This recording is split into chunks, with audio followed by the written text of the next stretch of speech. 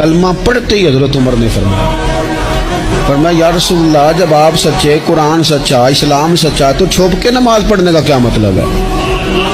फरमाया अभी तादाद ही कोई नहीं, 40 तो मुसलमान हैं। अर्ज की हुजूर मेहरबानी करें ना, आप सिर्फ इजाजत दें। 20-20 लोगों की सफ़ें बना दी गई। एक सफ़ के आगे हजरत उमर है, एक सफ़ के आगे हजरत अमीर हमजा हैं।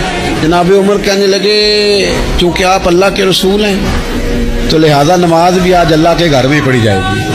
तो हजरत उमर बैतुल्लाह शरीफ के बीच खड़े होकर नारा लगाते हैं, फरमाते हैं मैं उमर हूँ, तुम मुझे भी जानते हो, मेरे बाप को भी जानते हो, तुम मेरा कबीला भी जानते हो, मैंने पढ़ लिया है महबूब का कलमा।